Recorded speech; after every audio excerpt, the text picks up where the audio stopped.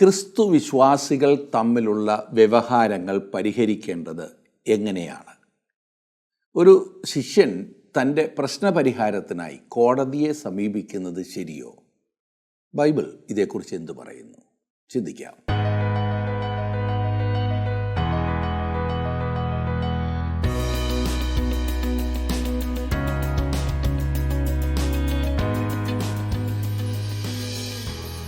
രണ്ട് ക്രിസ്തു വിശ്വാസികൾ തമ്മിലുള്ള വ്യവഹാരം തീർക്കുന്നതിനായി ലോകത്തിൻ്റെ നീതിന്യായ കോടതികളിൽ പോകരുത് എന്ന് ബൈബിൾ പഠിപ്പിക്കുന്നു.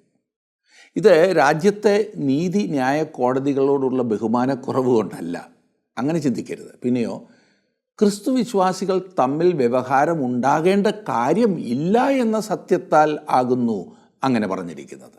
വിട്ടുവീഴ്ചയ്ക്ക് തയ്യാറായി എങ്കിൽ പിന്നെ വ്യവഹാരത്തിൻ്റെ ആവശ്യം വരുന്നില്ലല്ലോ. എൻ്റെ അവകാശങ്ങൾ എന്ന് പറഞ്ഞിരിക്കുമ്പോഴാണ് ഈ പ്രശ്നമെല്ലാം. ക്ഷമിക്കുവാനും പൊറുക്കുവാനും ദൈവവചനം നമ്മെ പഠിപ്പിക്കുമ്പോൾ നമ്മുടെ അവകാശവും പറഞ്ഞ് നമുക്ക് എങ്ങനെ കടുംപിടുത്തം പിടിക്കുവാൻ കഴിയും? പിന്നെ അന്യായമായി ആരെങ്കിലും നമ്മെ കോടതി കയറ്റിയാൽ എന്ത് ചെയ്യണം എന്ന് നാം ചിന്തിക്കേണ്ടതുണ്ട്. വിശുദ്ധ പൗലോസ് ഈ വിഷയത്തെക്കുറിച്ച് നമ്മോട് സംസാരിക്കുന്നത് തന്നെ ശ്രദ്ധിക്കാം. കൊരിന്ത്യർക്ക് എഴുതിയ 1-ാം ലേഖനം 5-ാം അധ്യായത്തിൻ്റെ 8 മുതലുള്ള വാക്യങ്ങളാണ് നാം ചിന്തിക്കുന്നത്. 1 കൊരിന്ത്യർ 5-ാം അധ്യായം എടുത്താട്ട്.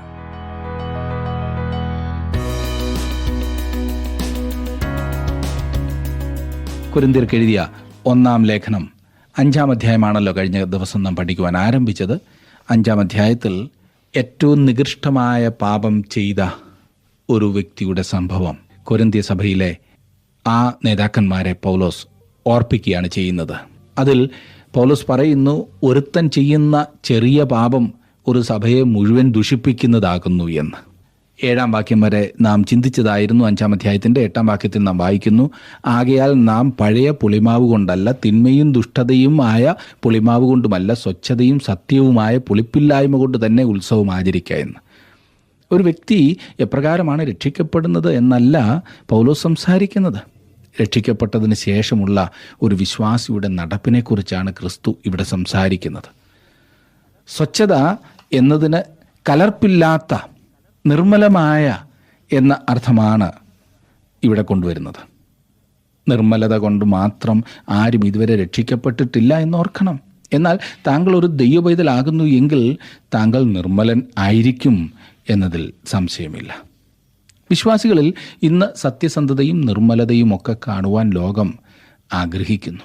ലോകത്തിൽ അതില്ല എങ്കിലും വിശ്വാസികളെന്ന് സ്വയം വിശേഷിപ്പിക്കുന്നവരിൽ അതുണ്ടാകണം എന്നത്രേ ലോകത്തിൻ്റെ ഡിമാൻഡ്. അത് ശരിയുമാണ്. പൗലോസ് പറയുന്നു, കൊരിന്തിലുള്ള നമ്മുടെ സഭയിൽ നിർമ്മലതയും സത്യസന്ധതയും ഒക്കെ ഉണ്ടായിരിക്കട്ടെ എന്ന്.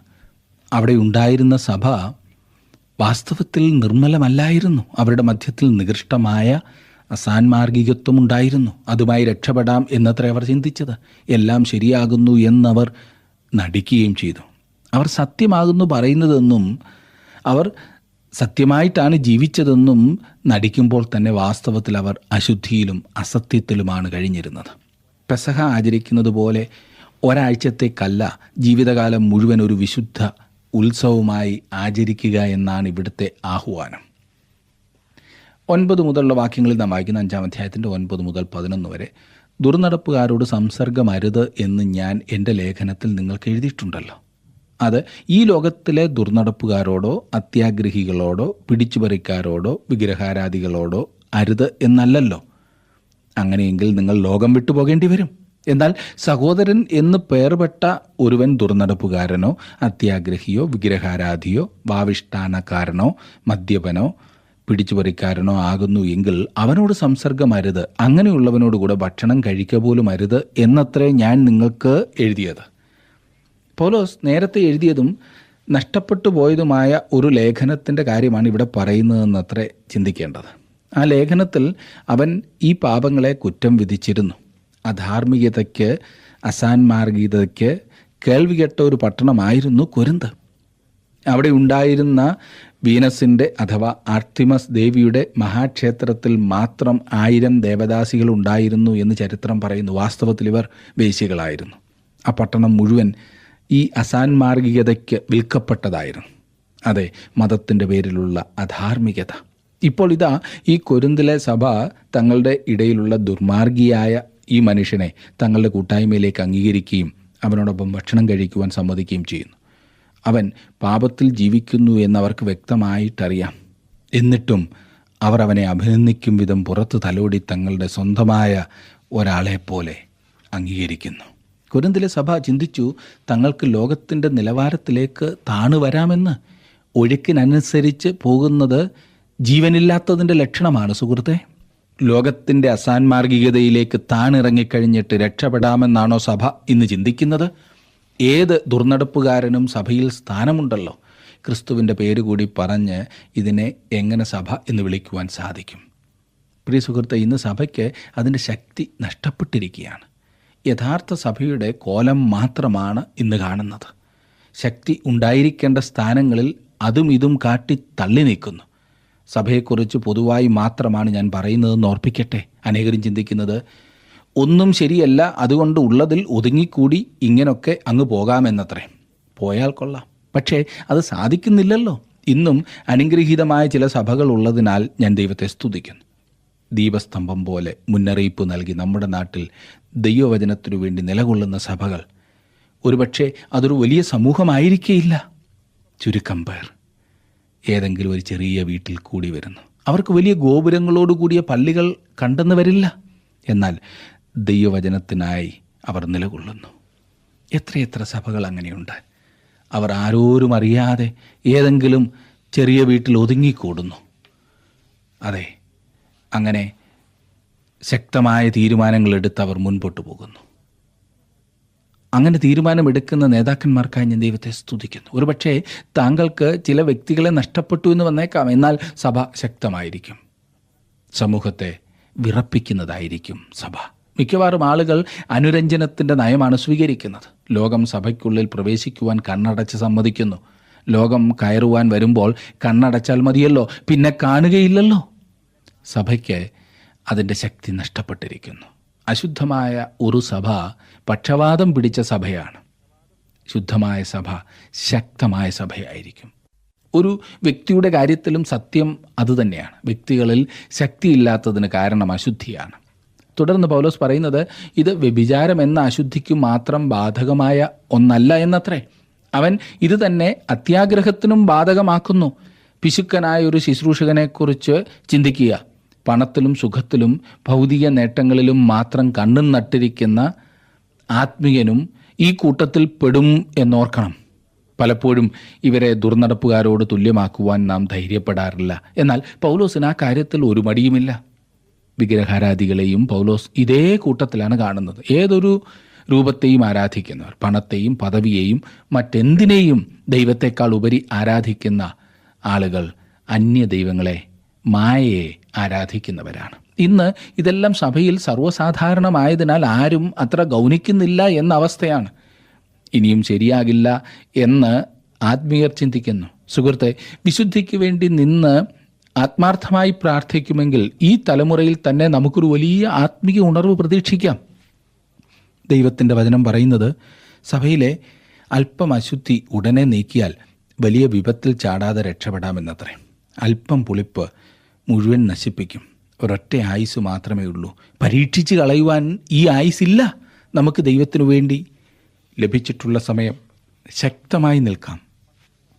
ഇനിയും 12-13 വാക്യങ്ങളിലേക്ക് വരുമ്പോൾ വായിക്കുന്നത്, പുറത്തുള്ളവരെ വിധിപ്പാൻ എനിക്കെന്ത് കാര്യം? നിങ്ങൾ അകത്തുള്ളവരെ അല്ലയോ വിധിക്കുന്നത്? പുറത്തുള്ളവരെ ദൈവം വിധിക്കുന്നു. ആ ദുഷ്ടനെ നിങ്ങളുടെ ഇടയിൽ നിന്ന് നീക്കിക്കളവിൻ. പുറത്തുള്ളവരെ, അല്ലെങ്കിൽ രക്ഷിക്കപ്പെടാത്തവരെ താൻ വിധിക്കുന്നില്ല എന്നത്രേ പൗലോസ് പറയുന്നത്. അത് അവൻ്റെ പണിയല്ല. സഭയ്ക്കുള്ളിലുള്ളവരെയാണ് അവൻ വിധിക്കേണ്ടത്. പുറത്തുള്ളവരെ ദൈവം തന്നെ വിധിച്ചുകൊള്ളും. സഭയ്ക്കുള്ളിലുള്ള അശുദ്ധിയെ കൈകാര്യം ചെയ്യേണ്ടത് സഭയുടെ ഉത്തരവാദിത്വമാണ്. ഇത്രയൊക്കെ ആയപ്പോൾ കൊരിന്ത്യ സഭയിൽ എങ്ങനെ ഈ നിർദ്ദേശങ്ങൾ പ്രാവർത്തികമായി എന്നറിയുവാൻ നമുക്ക് താല്പര്യമുണ്ടാകുമല്ലേ? അതിൻ്റെ ഉത്തരത്തിനായി 2 കൊരിന്ത്യർ 2-ാം അധ്യായത്തിൻ്റെ 4 മുതൽ 8 വരെയുള്ള വാക്യങ്ങൾ ഒന്ന് പരിശോധിച്ചാൽ നമുക്ക് മനസ്സിലാക്കുവാൻ സാധിക്കും. 2 കൊരിന്ത്യർ 2-4 മുതൽ ഞാനൊന്ന് വായിക്കട്ടെ. വളരെ കഷ്ടവും മനോവ്യസനവും ഉണ്ടായിട്ട് വളരെ കണ്ണുനീരോടുകൂടെ ഞാൻ നിങ്ങൾക്ക് എഴുതിയത് നിങ്ങൾ ദുഃഖിക്കേണ്ടതിനല്ല, എനിക്ക് നിങ്ങളോടുള്ള വലിയ സ്നേഹം നിങ്ങൾ അറിയേണ്ടതിനത്രേ. ഒരുവൻ എന്നെ ദുഃഖിപ്പിച്ചു എങ്കിൽ അവൻ എന്നെയല്ല, ഒരു വിധത്തിൽ ഞാൻ കണക്കിലേറെ പറയരുതല്ലോ, നിങ്ങളെ എല്ലാവരെയും ദുഃഖിപ്പിച്ചിരിക്കുന്നു. അവന് ഭൂരിപക്ഷത്താൽ ഉണ്ടായ ഈ ശിക്ഷ മതി. അവൻ അതിദുഃഖത്തിൽ മുങ്ങിപ്പോകാതിരിക്കേണ്ടതിന് നിങ്ങൾ അവനോട് ക്ഷമിക്കുകയും അവനെ ആശ്വസിപ്പിക്കുകയും തന്നെ വേണ്ടത്. അതുകൊണ്ട് നിങ്ങളുടെ സ്നേഹം അവൻ ഉറപ്പിച്ചു കൊടുപ്പാൻ ഞാൻ നിങ്ങളോട് അപേക്ഷിക്കുന്നു. തൻ്റെ ആദ്യത്തെ ലേഖനത്തിൽ പൗലോസ് എഴുതിയതിൻ്റെ വെളിച്ചത്തിൽ കൊരിന്ത്യ സഭയിലെ ദുർനടപ്പുകാരനായ മനുഷ്യൻ അഗാധമായ അനുതാപത്തോടെ തിരിഞ്ഞു വന്നു. എത്ര മനോഹരം! ഇന്ന് വിശ്വാസികളായ നമുക്ക് വളരെയേറെ ധൈര്യം ആവശ്യമാണ്. അനുരഞ്ജനമല്ല, പിന്നെയോ സഭയിലെ ഇതുപോലെയുള്ള പ്രശ്നങ്ങളെ ചൂണ്ടിക്കാണിച്ചിട്ട് ഇത് പാപമാകുന്നു എന്ന് പറയുവാനുള്ള ആ ധൈര്യം. അങ്ങനെ പറഞ്ഞു കഴിയുമ്പോൾ പാപത്തിൽ കഴിയുന്ന വിശ്വാസി അനുതപിച്ചേറ്റ് പറയും. തൻ്റെ വഴി അവൻ ക്രമീകരിക്കും.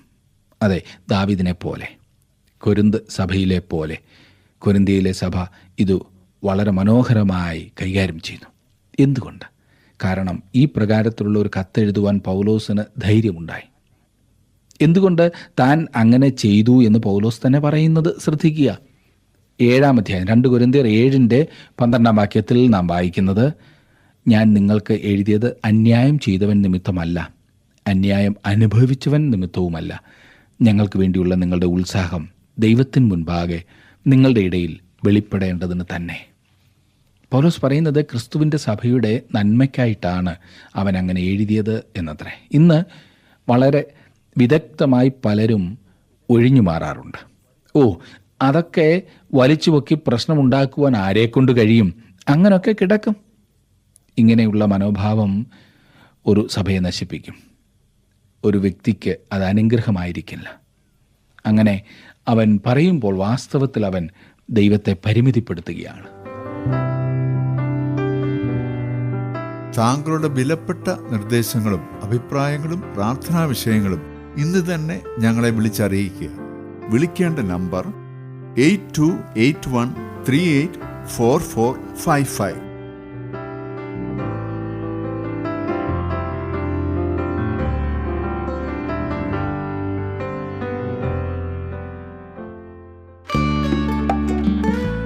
ഇന്നത്തെ പ്രോഗ്രാം താങ്കൾക്ക് ഇഷ്ടപ്പെട്ടുവോ?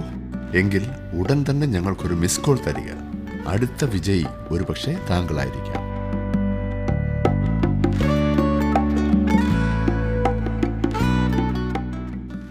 ഇനി നമുക്ക് 6-ാം അധ്യായത്തിലേക്ക് പ്രവേശിച്ച് ചില വാക്യങ്ങൾ ചിന്തിക്കാം. 6-ാം അധ്യായം ഒരു ദൈവപൈതലും അവൻ്റെ രാഷ്ട്രത്തോടുള്ള ബന്ധത്തെയും കുറിച്ചാണ് സംസാരിക്കുന്നത്. ഒരു ദൈവപൈതലിന് 2 പൗരത്വമുണ്ടെന്ന് നാം എപ്പോഴും ഓർത്തിരിക്കണം. വിശ്വാസികളും പുറത്തുള്ളവരും പലപ്പോഴും ഈ വസ്തുതയെ ദുർവ്യാഖ്യാനം ചെയ്യാറുണ്ട്. ഫിലിപ്പി ലേഖനം 3-ാം അധ്യായത്തിൻ്റെ 20-ാം വാക്യത്തിൽ നാം വായിക്കുന്നത്, നമ്മുടെ പൗരത്വമോ സ്വർഗത്തിലാകുന്നു, അവിടെ നിന്ന് കർത്താവായ യേശുക്രിസ്തു രക്ഷിതാവായി വരും എന്ന് നാം കാത്തിരിക്കുന്നു. ഒരു വിശ്വാസിയുടെ പൗരത്വം സ്വർഗത്തിലാകുന്നു എന്ന വസ്തുത തൻ്റെ ഈ ഭൂമിയിലെ രാഷ്ട്രത്തോടുള്ള ഉത്തരവാദിത്വത്തിൽ നിന്നും അവനെ മാറ്റി നിർത്തുന്നില്ല.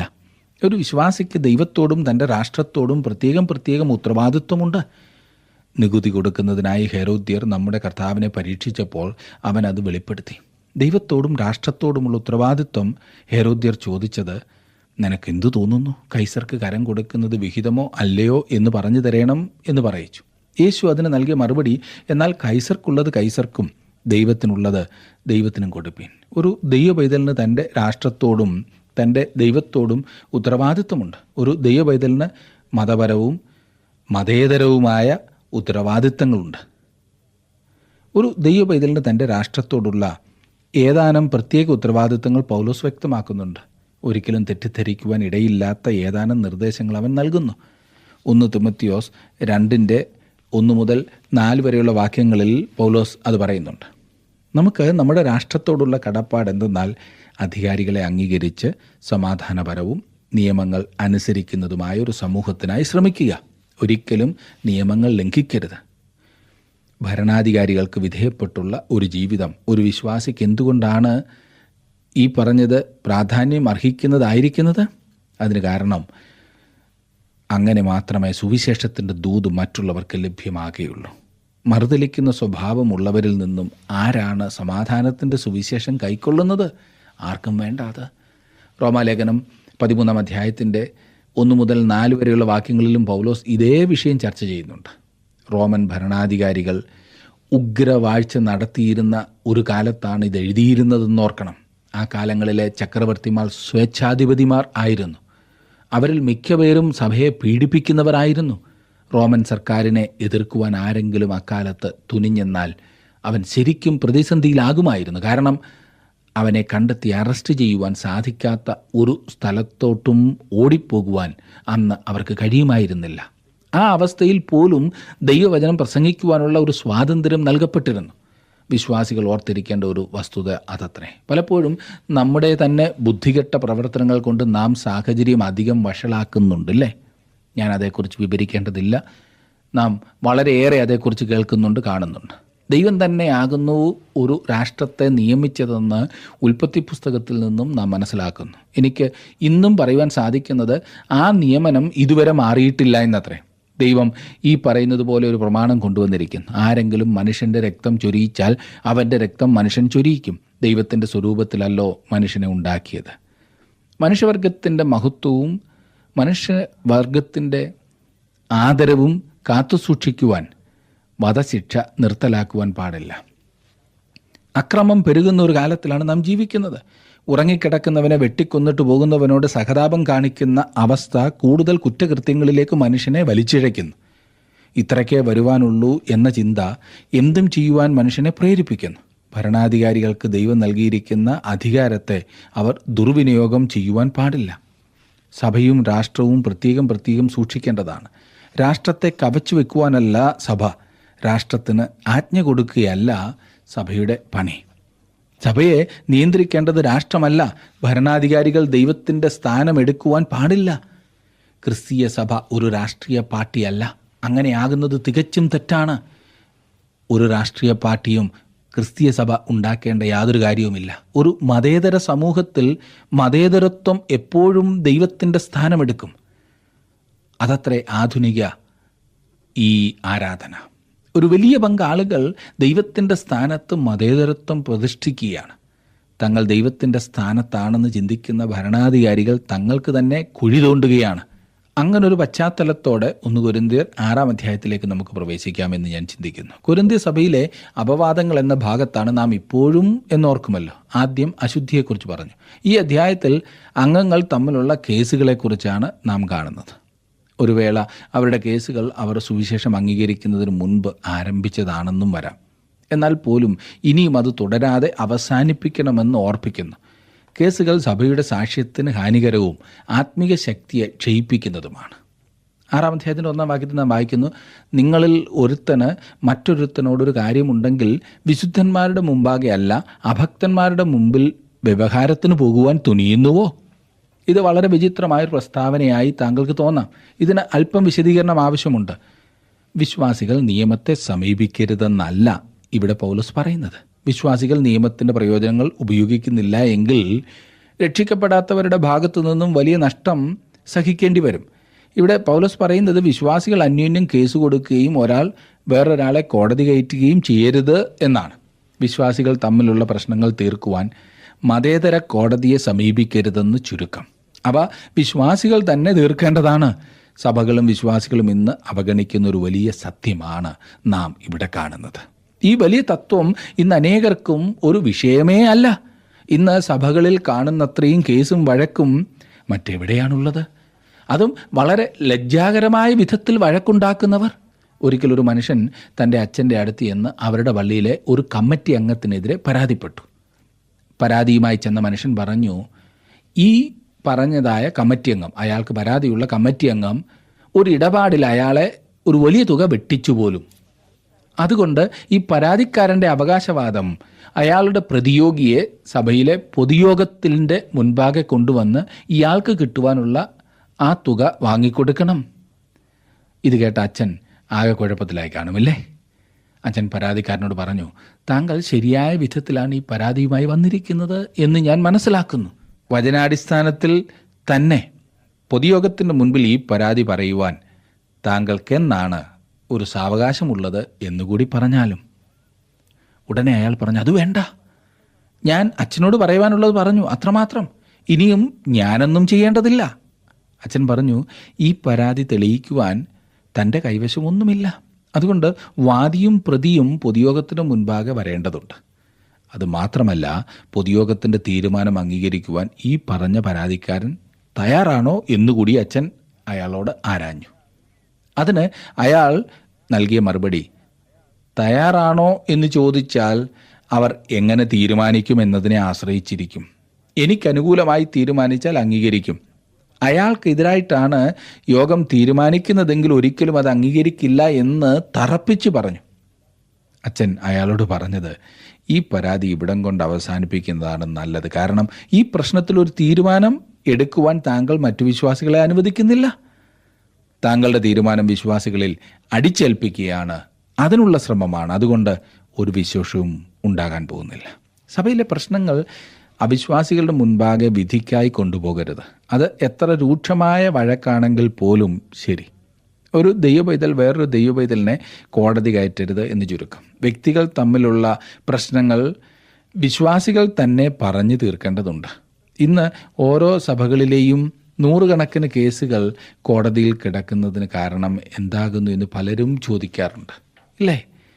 സുവിശേഷീകരണത്തിനായി പണം ഒന്നുമില്ല, കോടതിയിൽ ആയിരക്കണക്കിന് രൂപ ചെലവഴിക്കുന്നു. ഇതിൻ്റെ കാരണം എന്ത്? അതിന് ഒരൊറ്റ മറുപടി മാത്രമേ കാണുന്നുള്ളൂ. ഈ കേസുകൾ കൊണ്ടു നടക്കുന്നവർ ഇതുവരെ ദൈവമക്കളായി തീർന്നിട്ടില്ല. ഒരുപക്ഷെ അവർ സഭയുടെ നേതൃസ്ഥാനത്തായിരിക്കാം. വേറൊരു വശം കൂടി ഇതിൽ ഉള്ളതെന്തെന്നാൽ, ഒരു കേസിൽ ഉൾപ്പെട്ടിട്ടുള്ള 2 വ്യക്തികളും സഭയിലെ അംഗങ്ങളായിരിക്കാം. എന്നാൽ ഒരുവനെ വിശ്വാസിയായിരിക്കൂ, മറ്റേയാൾ അവിശ്വാസിയായിരിക്കും. അങ്ങനെയുള്ള സാഹചര്യത്തിലും അവിശ്വാസികളുടെ കോടതിയിൽ പരാതിയുമായി പോയെന്ന് വന്നേക്കാം. ഇത് പ്രധാനമായും അവരവർ തീരുമാനിക്കേണ്ട വിഷയമായി വരാം. കാരണം ഇന്ന് സഭയിൽ ഭൂരിപക്ഷം അവിശ്വാസികളാണല്ലോ. വളരെ ദുഃഖകരമായ ഒരു അവസ്ഥയിലാണ് ഇന്ന് സഭ മുൻപോട്ട് പോയിക്കൊണ്ടിരിക്കുന്നത്. വിശ്വാസികളെയും അവിശ്വാസികളെയും തിരിച്ചറിയുവാൻ ഒരു ദൈവപൈതലിന് സാധിക്കണം. വേറൊരു കാര്യം കൂടി ഇവിടെ ഓർക്കേണ്ടതുള്ളത് എന്തെന്നാൽ, ഇവിടെ പ്രധാനമായും ഇടപാടുകളിലെ വ്യത്യാസങ്ങളാണ് അവർ കോടതിയിൽ കൊണ്ടുപോയത്. കടം വാങ്ങിയിട്ട് തിരികെ കൊടുക്കാത്തതും വീട്ടുവഴക്കുകളും വസ്തു ഇടപാടുകളുമൊക്കെ. ഇന്നും ഇതുപോലെയുള്ള പ്രശ്നങ്ങൾ വളരെയേറെ കോടതികളിൽ ചെന്നെത്തുന്നുണ്ട്. 2 വിശ്വാസികൾ തമ്മിലുള്ള ഈ വക പ്രശ്നങ്ങൾ സഭയിലാകുന്നു തീർക്കേണ്ടത് എന്നാണ് പൗലോസ് ഇവിടെ തറപ്പിച്ചു പറയുന്നത്. നമ്മുടെ വ്യവഹാരങ്ങൾ സഭയിൽ തീർക്കുവാൻ ദൈവം ആഗ്രഹിക്കുന്നു. പലപ്പോഴും നമുക്കുണ്ടാകുന്ന പ്രശ്നങ്ങൾ നാം വളരെ പെരുപ്പിച്ച് എല്ലാവർക്കും ബുദ്ധിമുട്ടുണ്ടാക്കുന്ന സാഹചര്യങ്ങളിലേക്ക് ചെന്നെത്താറുണ്ട്. എന്നാൽ ഇന്ന് നാം കേട്ട വചനത്തിൻ്റെ വെളിച്ചത്തിൽ ഏതൊരു പ്രശ്നത്തെയും ദൈവമക്കൾ ദൈവസന്നിധിയിൽ കൊണ്ടുചെന്ന് പരിഹരിക്കേണ്ടതായിട്ടുണ്ട്. പ്രാർത്ഥിക്കുവാനും തമ്മിൽ സഹകരിക്കുവാനും നാം തയ്യാറാകണം. അപ്പോഴാണ് ദൈവം അനുഗ്രഹിക്കുന്നത്. ഇന്നത്തെ പഠനം നിങ്ങൾക്ക് പുതിയൊരു അറിവും ഉന്മേഷവും തന്നു എന്ന് ഞാൻ വിശ്വസിക്കട്ടെ. ഈ പഠനം തുടർന്നും ശ്രദ്ധിച്ചാട്ടെ. ദൈവം നിങ്ങളുടെ സകല പ്രശ്നങ്ങൾക്കും പരിഹാരകനായിട്ടുണ്ട് എന്നുള്ള ബോധത്തോടെ, ദൈവത്തിലുള്ള ആശ്രയത്തോടെ മുൻപോട്ട് പോയിക്കാട്ടെ. ദൈവം നിങ്ങളെ അനുഗ്രഹിക്കട്ടെ. അടുത്ത ക്ലാസ്സിൽ നാം വീണ്ടും കാണും.